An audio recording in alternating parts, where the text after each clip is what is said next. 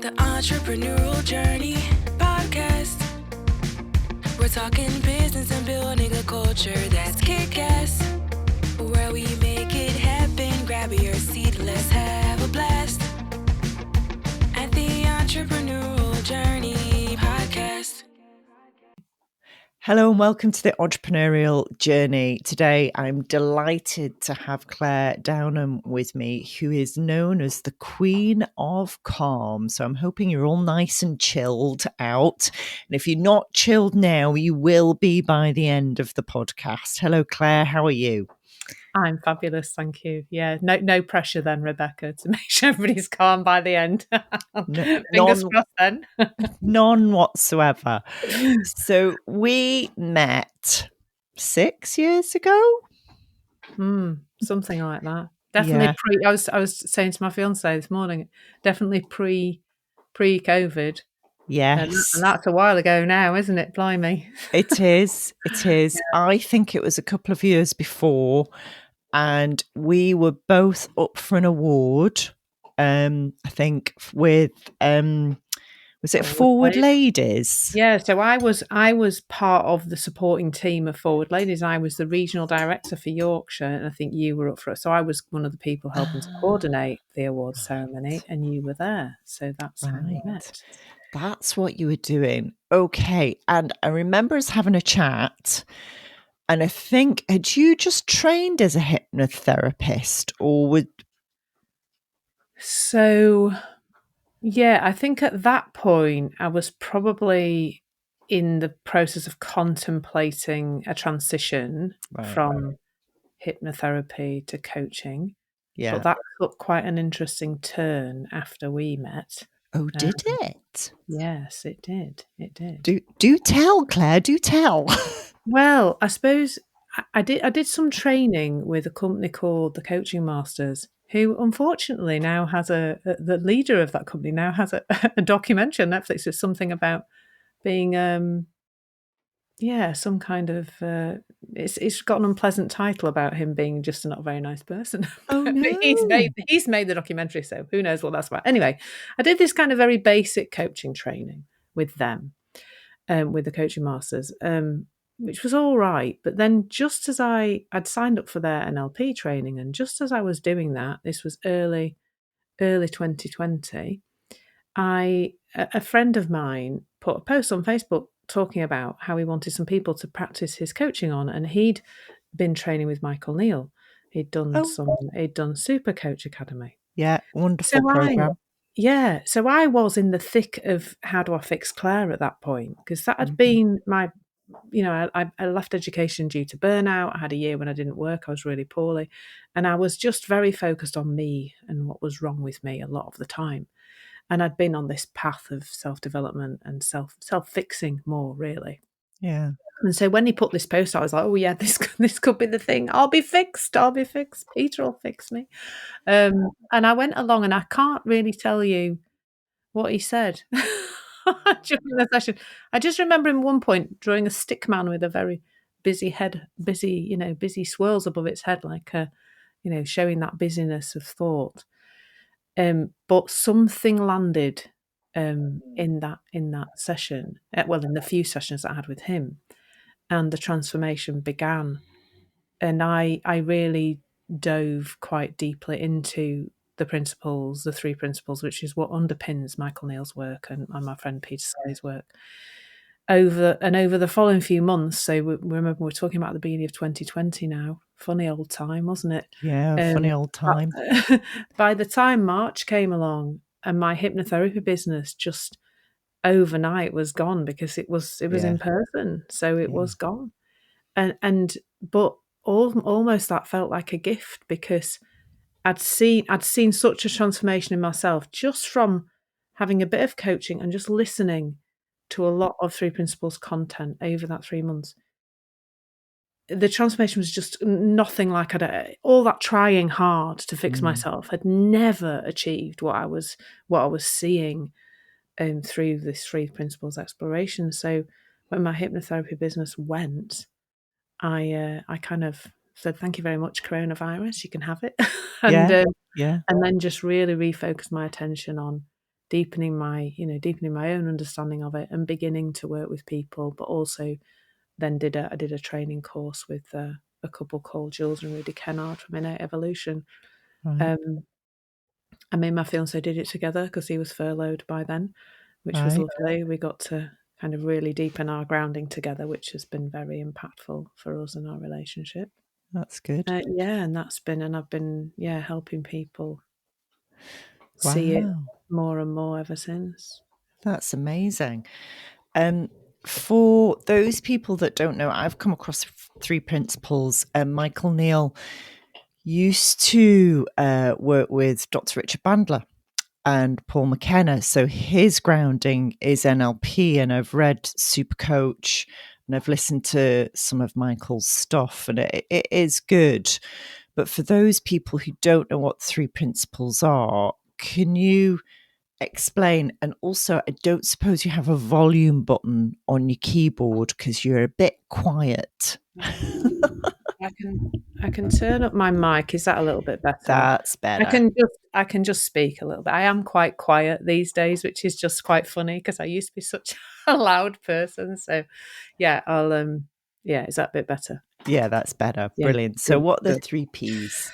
So yeah, the 3 principles is a really simple psycho-spiritual understanding about that explains how human experience is created. So when I say human experience, I mean everything that we kind of see as being our lives, the world out there really, and how we perceive it and how we feel about it, what we then tend to do, our behavior, all of that. And the 3 principles are thought, consciousness, and universal mind. And the thought is the creative force. We think about our thinking, but also thought is the creative force of the universe. It's everything that's being created. Consciousness is our ability to bring that to life, and then invariably feel that somewhere inside us. And universal mind. The word mind makes people think about the head, but really it's about seeing that we are part of something so much bigger than just this mind-body system, ploughing through life. And it's often known as the inside-out understanding because fundamentally what it teaches us is that none of our experience is created from the outside in. Mm-hmm. It's all created inside out. And the more you see that, the more empowered you are actually to create a life that you love from a place of being much calmer more of the time. And it's a real thing that once you see it, you navigate through life and you navigate through other people and the stuff they do, because other people don't they? Do annoying things. They do. And I'm always flummoxed by the number of people that don't live their life Clare's way. And that used to be a big part of what filled my headspace on a day-to-day basis. Why are they doing that like that? And I just don't anymore because because they think that way and that's what makes sense to them. End of. There is no further discussion required, really. Yeah. Saves a lot of time, doesn't it? And energy. Like I was talking to a new client yesterday and he just said, I'm just really exhausted all the time. I don't really have the energy to do anything. But he'd already seen a little bit and he kind of said, yeah, and it's because I'm spending most of my time wearing myself out by churning away inside my own head. So it's really cool. And people make up some incredible stories about things that just haven't happened, and they make up these whole sagas around people and situations, and they really embellish them. And you sit and listen to them going, wow, you could actually write a novel about the stuff that you're just making up all day long. Absolutely. And God, get there for the grace of God. Go. I mean, me too. Me too. When I get caught up in something, my God, it really can. And it's. I think that's the space when people come on this journey, they can often fall into a space of really lacking compassion for themselves because they're like, well, now I know it's my thinking. Why can't I just not have that thinking? But of course, when you're in the thick of it, and these three principles are working together to create a beautiful illusion. It is as if, Steven Spielberg's in there and he's putting all the best actors and all the special effects and all the everything that makes it all look utterly real in the moment. And of course, afterwards, we can be really unkind to ourselves when we see it afterwards and we go, oh no, what have I done? I've upset somebody, or I've made a mess of something, and I've got to, but actually, and my fiance and I were talking about this the other day, I really don't feel any guilt anymore. And that's really freeing, because I just see that in the moment, I'm always doing the best I can. Yeah. And the best thing to do when I have said something rude to him or upset somebody or made a mess of something is to be in the present moment sorting it out, not in my own head thinking about myself and trawling over the past and ruminating. If I get back into the present moment ASAP, then I can sort out whatever, if he's upset, I can say sorry. If I've messed up something in my business, I can put it right. I can't do that if I'm in here going, Claire's terrible, Yeah. It just doesn't help at all.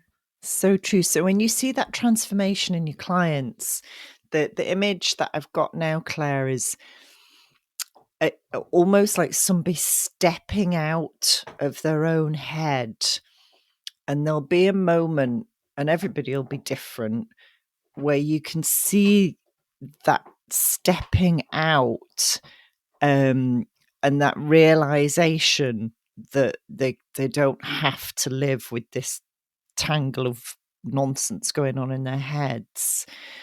What kind of physical transformations do you observe in that moment? I mean, people will just look like, I don't know, like that something's lifted. There's a lightness probably, but they will often say, whoa, or I had one bloke and after the first part of the conversation, he just sat there for a long time just going, why doesn't everybody know this? This is just outrageous that everybody doesn't know this. It's a scandal. He was saying, why have I not been taught this in school? He was absolutely infuriated, bless him. So there's that, because when people see it, they just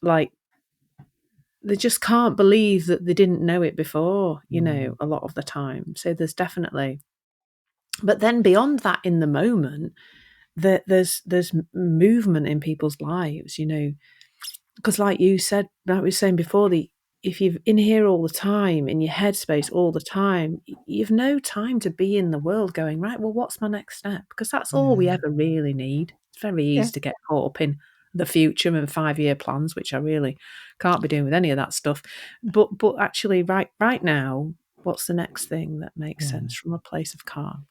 So that opens up for people as well, as like this space of clarity, and they suddenly go, oh yeah, I know what I need to do then to sort this thing in the real world out. I need to go do this, What's your process? So if somebody comes along and they're a client of yours, what are the steps that you take them through? That's a lovely question, and it's changing, because interestingly, I'm in the middle of doing my Institute of Leadership Management Level 5 in coaching and mentoring, having been a volunteer with the Help to Grow scheme. So I'm writing proper assignments, first time since 1990 something.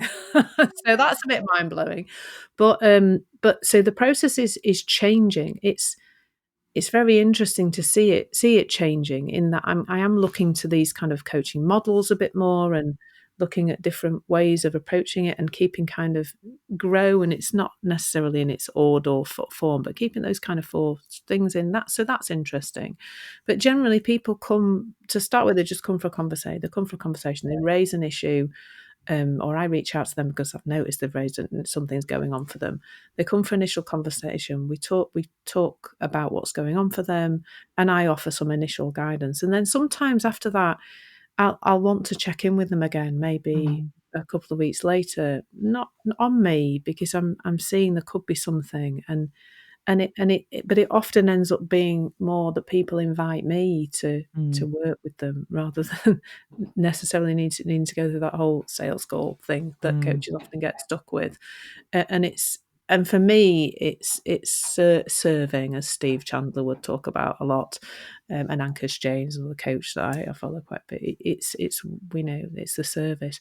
But when people actually sign up with me, there's kind of a two-pronged approach. So there's the work with me, the conversations with me, coaching, mentoring. It tends to be a bit of both, I think, really. Okay. But there's also a course. So I have a course called Constant Calm, which is an audio course, and they get a little section of it each week, a new sort of chapter of it each week over 10 weeks, and that's great because they engage with those audios and listen to that, and I encourage them to listen more than once. And then it can be that we explore something that's come out of the course. It can be that something's come up in life, Okay. and it tends to be a really nice blending of the two. And they Lovely. do, I think the two help that transformation to be quite huge, really, in quite a short space of time. Nice. And you're on LinkedIn. Is it every day, Claire? You're on Well, LinkedIn? not anymore. Oh, I've okay. escaped. So, yeah, this is the next fun part of my journey at the moment, is that I was very, very, very intensely. So for 3 years, pretty Yeah. much almost to the day, I turned up every day on LinkedIn and did a live session. Yeah. And that eventually became my podcast, actually. But I was doing that, and I was doing it every day, and I was also like in a LinkedIn engagement group, and I was like really going for LinkedIn in quite a heavy way.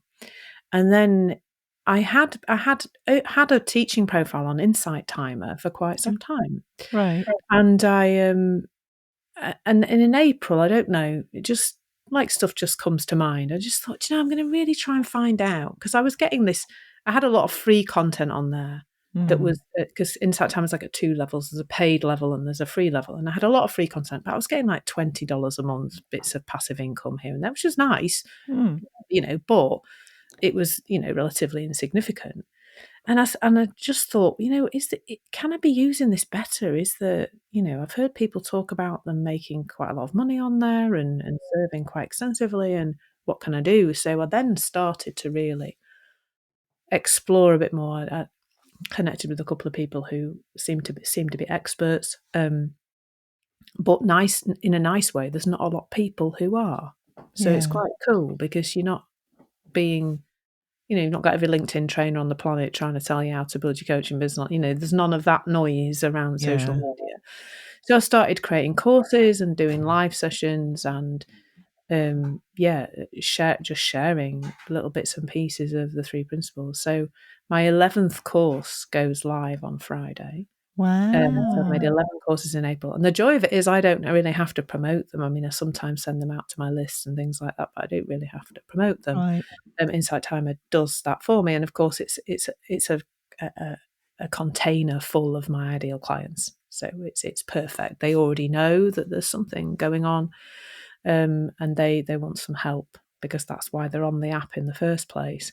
Yeah. And so my passive income from there has multiplied hugely to reach nearly $900 for October. So Wow. from 20 in April. So and I can really see, and I'm also getting discovery calls. A lot of my discovery calls are coming from there now. So Brilliant. that's cool, because I can really see it becoming the hub of my way of being online. And the lives are just beautiful, Rebecca. I often get like 140 people on a live session, and there's just such a supportive community with each other, with me. There was one last week where I think we were all in tears by the end, because it'd been such a moving session. So it was just lovely. Yeah, so I just love being on there as well. It feels really easy. Never Nice. feels like hard work. So yeah. My friend Gloria, she's become a friend. She's she does our LinkedIn content, but she's also an astrologist and a medium, a very talented lady, and she's on Insight Timer as well. And she echoes what you've been saying there, and it's one of those platforms that, like you say, doesn't behave like all the other platforms. It seems to have its much nicer culture to it. Absolutely.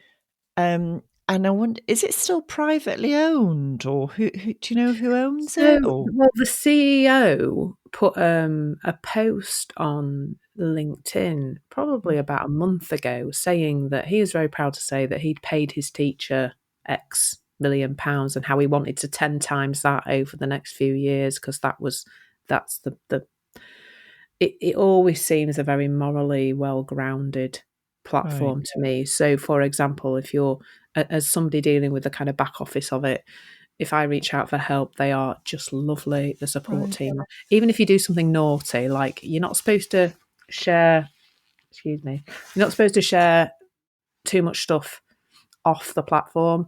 So you're not supposed to point people off. You can point them to the link in Okay. bio, but there Okay. in your link in bio, you need to have everything that people might get access to off inside. Right. But I once shared a link in a group or something, and I got my wrist slapped. But the way they start, they just go, "We absolutely love you, and we love all your content, but could you just not do it?" Oh, You just, right. Well, fair can you imagine enough. where Facebook like shut your account down and won't tell you why? It's No. like the whole thing is just completely the opposite. Right. And I think for me, everything's energy, isn't it? Yeah. And for me, the energetic exchange, I'm providing high quality content to an app and they are paying me for that content. I Yeah. provided very high quality content for LinkedIn and they never sent me a penny. No, it's true. It's true. Not a penny. It's a very different model, isn't it? It's a very different way of thinking about it. Thanks for listening, everybody. Did you know at TriCrest we've built a kick-ass culture coach and consultant program? So if you're a business coach or consultant and you're looking for something new, add to your toolbox, or even escape the 9 to 5, join us at our next event. Links in the information on the podcast. See you there. I don't know whether because we're all about the business coaching, and I don't think our stuff is right for Inside Timer, is it? It's more sort of holistic. Well, there are a couple of people who are more business focused. There's one lady I know in Australia. I can't Right. remember her name off the top of my head, but she is more about the chakras of the business and the energy of the business and that kind Okay. of thing. But I think it's spreading more. Like today, this morning actually, I woke up and I don't meditate every morning, but sometimes I go into it inside. I just feel like starting my day with a meditation because I fancy it, not because I feel I need to do it like I used to be. And I there was actually something that was all about healing your dog or something, I Right. think. So it's like, it's really like, I've seen stuff about nutrition. I think it's really expanding into a very holistic space now. Okay. So I think if they can see the value in what you're sharing, so for example, for somebody who doing more business coaching, it's going to be all the mindset stuff, the Yeah. imposter syndrome stuff, the Yeah. stuff that, because it's some of the stuff I talk about in terms of 3 principles, but the stuff that gets in the way of people being successful in business. Yeah. And It's it's true. all the same stuff, isn't it? Like whether Yeah. it's I can't lose weight or I can't build a business, it's all to do with what's going on in here, isn't it? Totally. In the head, Yeah. it's all Yeah. that. Yeah. So, and that's what I love about the principles. Really, is that do I have a niche? No. I had a lovely conversation with my coach yesterday, and it was very much around. There doesn't need to be a niche, but it's about the space I provide. That's the USP. I think the USP to me now feels more important than the niche, because my clients are so different, Yeah. really different. Yeah. There'll be a theme though running through them all. Well, they're human, I think, and that That's the theme. and they don't know that their thoughts are creating their reality in some aspect of life. Yeah. And it Yeah. can be like yesterday, I worked with a business owner yesterday, newish business owner who actually is trained in something that helps facilitate the understanding of the 3 principles in school. So she's an ex-teacher like me, so Oh, love very working with her, good. and it's very much a coaching, mentoring relationship, that.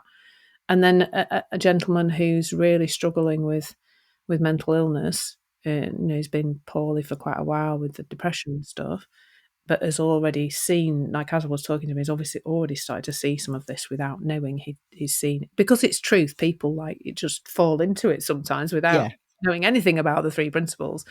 Yeah, so they really are. But yeah, in some way they are stuck Mm. on something, or Mm. and they don't know that it's an inside out situation. They think it's outside in.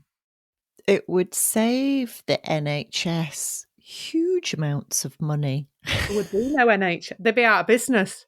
They would be out of Oh, business. God. I mean, absolutely, because my most recent exploration has been around the menopause. That's been absolutely mind-blowing. Right.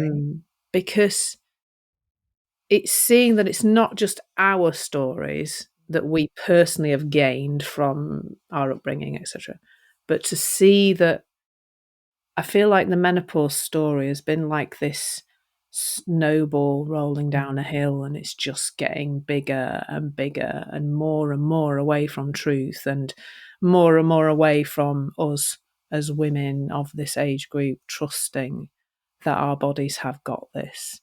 And in actual fact, we've gone through, I've given birth twice. I've been through, menstrual cycle. I've done growing and, developing. I've been through puberty. My body has managed all of these things.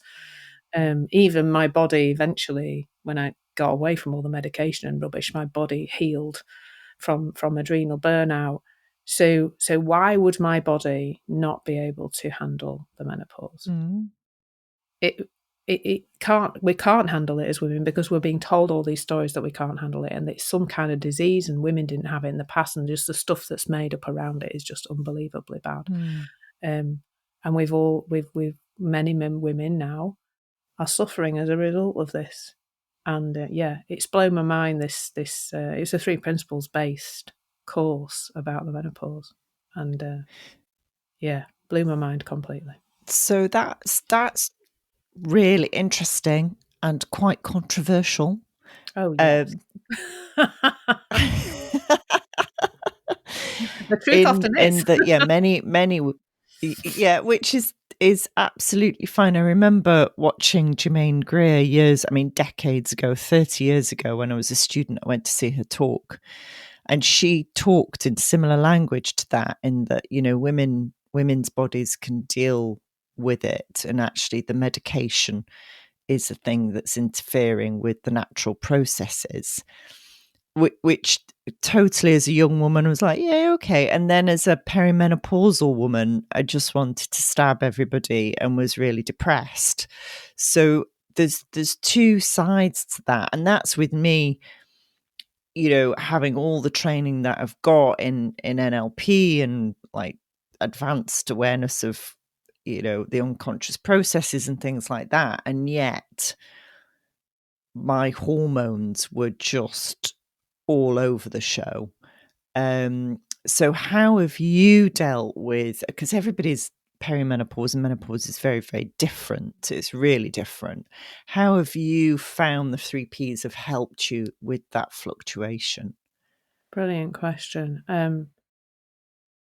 I think, first of all, in acceptance would be the first thing. That, I've had a very physical health-wise a tricky few years. I burnt out, so I had adrenal fatigue. I then apparently developed underactive thyroid as a result of that, and then went into the menopause. And I don't really know where one started and one finished, or they probably all overlapped, really. So I did have many a day. I would say probably I burnt out in 2015, and I've only probably recently, in the last couple of months, been able to kind of just get out of bed and feel okay. Right. I still had this awful, cloudy, low mood feeling on waking pretty much every day. Now, what used to happen with that was it would ground me, because my head would go into, this is awful, you can't cope with this, it's you're there again, oh my God, you felt better last night, now you feel awful again in the morning, because it's all about low cortisol. For me, I think it was a lot about low cortisol levels. And or was it? Who knows? Anyway, I felt low in the mornings. But over time, what I noticed was that if I could just be with that feeling and just be in my body in the present moment, not trying to get away from that feeling and trying to be somewhere in the future, but being, because that's what we're doing all the time. We're fighting a feeling. We're going off into the future and saying, I'm going to be better when this is different. And when I could just be with it, what I noticed was that then things to do made sense. So like this morning, I did wake up with a bit of a heavy head. And so I did this meditation. And by the time I'd done that, and the house had warmed up a bit then as well, which is always a good thing. I got out of bed, did some yoga, and then I'm fine, So another mornings, it'll be like, well, I'm just going to lie here and read my book for a bit. Or, there's no story. There's no trying to get away with it. There's just, this is where I am right now. And this is what makes sense to do right now in the present moment, not because I'm trying to make whatever it is go away. And then there's just the next step and the next step. But of course, if you're a busy woman who has got, probably still some young children, bearing in mind a lot of women now have had children a lot later in life, so they've got small children and menopause. I mean, I had teenage children and menopause, and that were bad enough. Yeah. But you're tired, and you've probably got elderly parents, women and a full-time job and a husband who perhaps doesn't quite pull his weight as much as you like. You've got a lot going on, and you wake up feeling like that. Then I can see why you would want to take something to apparently relieve that symptom. It makes perfect sense, and that none of this is about condemning anybody who's doing that. But I would say definitely that my experience of the whole thing has been a lot better than it would have been if I hadn't have seen the stories that boot up very quickly as soon as there is a sensation in the body, whether that is an emotional sensation or a physical, something that feels more physical. And who knows which are which sometimes. I mean, I had a client once who was very upset, said he was feeling very anxious. And when we got into a conversation, he hadn't eaten all day and it was 3:00 in the afternoon. And when he went to eat something, he realised that feeling in the pit of his stomach was actually hunger, not anxiety. But of course, as soon as he felt the anxiety, he went into overdrive in his mind, and then really did feel anxious because he'd spun in his head. But then when I said, well, actually, perhaps you should eat something. Perhaps it's hunger, not anxiety. Then he ate something and he felt better. so we do the mind. As soon as there's a sensation in the body, the mind comes in and starts the storytelling.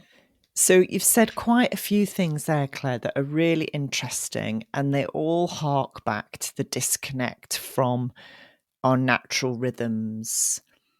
And, we're in winter, and I was working with a bunch of leaders in October, and they were knackered, they were stressed, some of them were upset. And I said to them, we're coming into the winter. We're in Scotland, the Northern Hemisphere. The light is fading. It's colder. Your bodies actually want to slow down and hibernate. We're animals. We actually want to be quiet in the winter, slow down, put on fat, stay cozy, and just go at a different pace to when it's full of light and it's warm.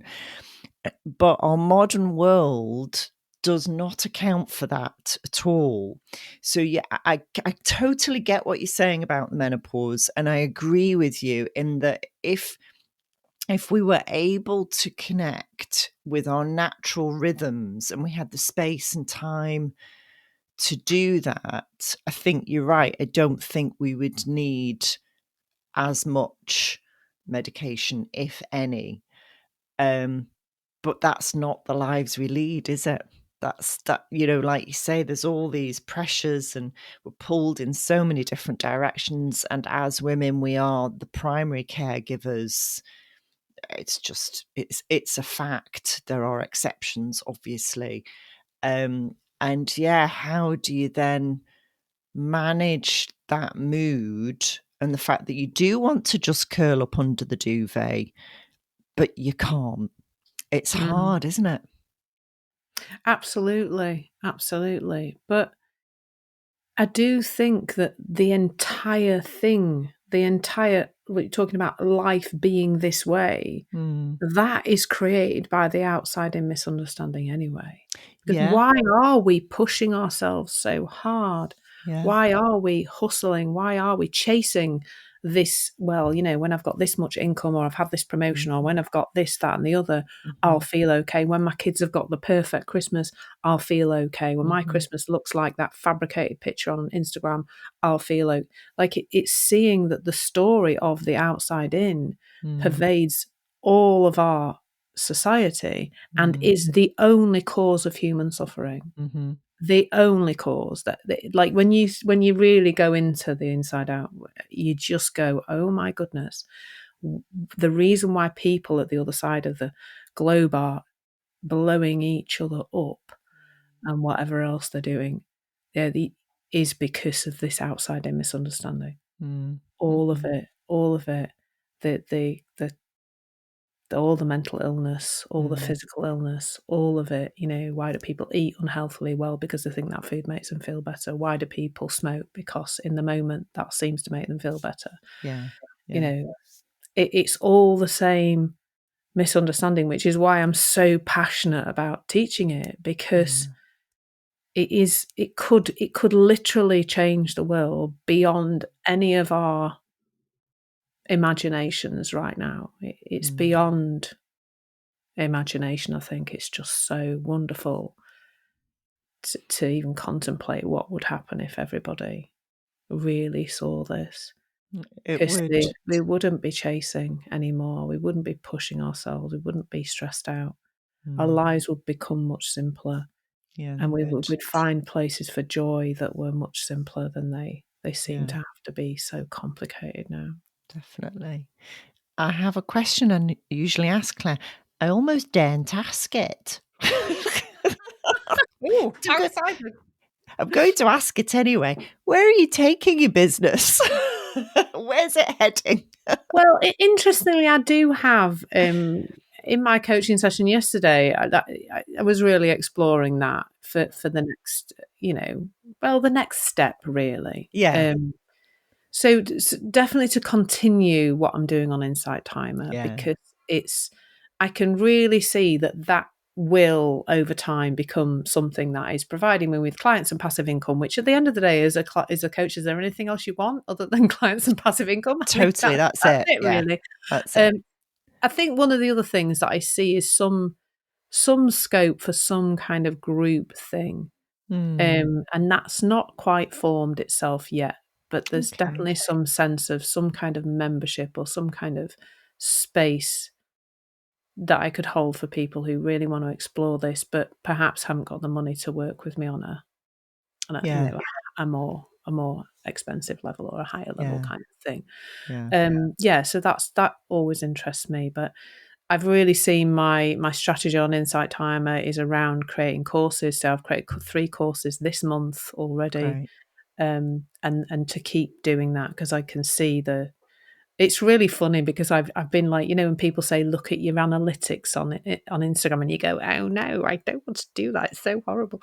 But whereas now I go into Insight Time and I look at my data and I look at, my course signups. And then I recently did an analysis on my free tracks to see what titles had were popular, and did an analysis and got AI to help me do that analysis. And that's really fun, because I actually feel I can grow my own strategy on there without the interference of anybody who thinks they know better, because actually I'm really trusting my own guidance on this with the backup of what I'm seeing happening in the real world. So it's like I see businesses like a game of snakes and ladders.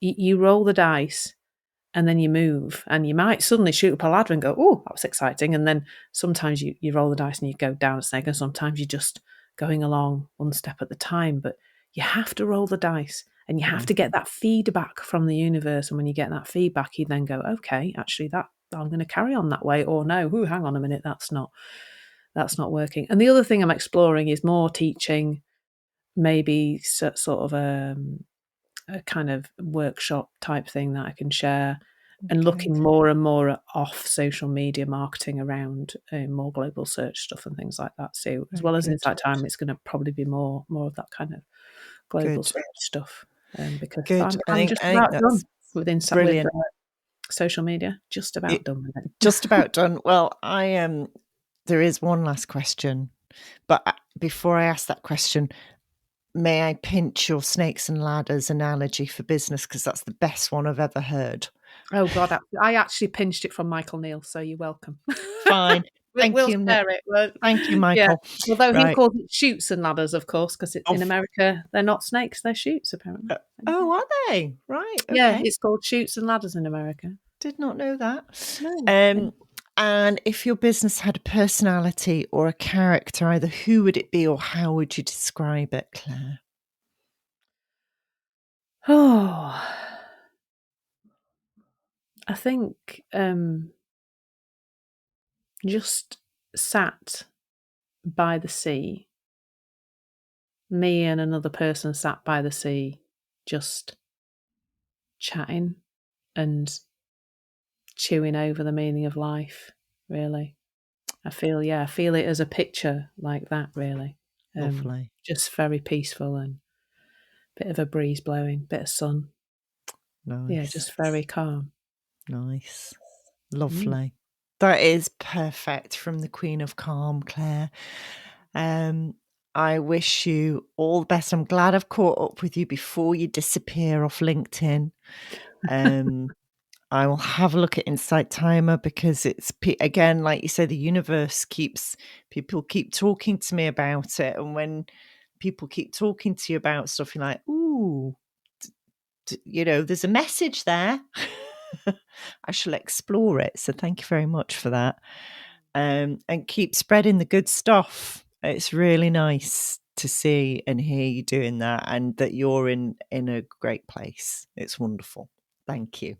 Thank you. It's been an absolute pleasure. Thanks for listening, everybody. Did you know at TriCrest we've built a kick-ass culture coach and consultant program? So if you're a business coach or consultant and you're looking for something new, add to your toolbox, or even escape the 9-to-5, join us at our next event. Links in the information on the podcast. See you there. The Entrepreneurial Journey Podcast. We're talking business and building a culture that's kick-ass.